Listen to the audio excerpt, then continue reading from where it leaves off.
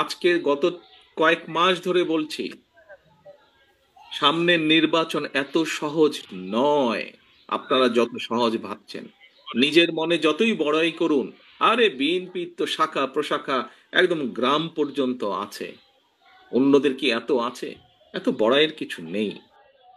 সম্মানিত দর্শক শ্রোতা, তারিকুর রহমান কি বললেন যে সামনের নির্বাচনে বিএনপি ক্ষমতায় আসতেও পারে, নাও আসতে পারে। কারণ হচ্ছে এখন বর্তমান সময়ে বাংলাদেশের মানুষ ইসলামপন্থী এবং ইসলামের উপরে নির্ভর করে চলে। আমরা যারা বিএনপির নেতাকর্মীরা রয়েছে সবাই ইসলামের দিকে লক্ষ্য রেখে আমরা সব জায়গায় আলোচনা করব এবং কথা বলার চেষ্টা করব।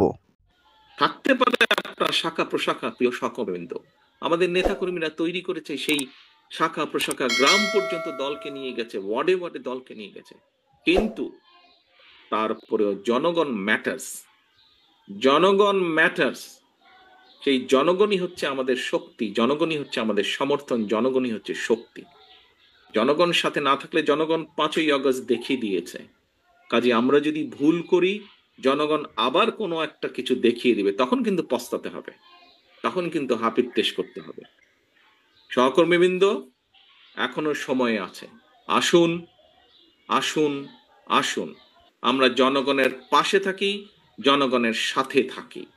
যারা এমন কিছু করবে যা আপনাকে আমাকে ক্ষতিগ্রস্ত করবে, যা আমার দলকে ক্ষতিগ্রস্ত করবে, যা আমাদের দল ক্ষতিগ্রস্ত হবে, আমরা তার বিরুদ্ধে প্রতিবাদ গড়ে তুলব, তার বিরুদ্ধে প্রতিরোধ গড়ে তুলব। আজকে শহীদ জিয়ার 89তম জন্মবার্ষিকীতে যদি শহীদ জিয়াকে সত্যিকার ভাবে আমাদের স্মরণ করতে হয়, যদি শহীদ জিয়াকে সত্যিকার ভাবে সম্মান জানাতে হয়, আজকে দেশনেত্রী খালেদা জিয়া, ওনার জন্য আমরা দোয়া করছি সুস্থতার জন্য। কিন্তু দেশনেত্রী সবচাইতে খুশি হবেন, দোয়া তো আছেই, কিন্তু উনি যখন দেখবেন যে জনগণ সমর্থন দিয়েছে বিএনপির প্রতি, আমি তো মনে করি সবচাইতে বেশি খুশি উনি সেদিন হবেন।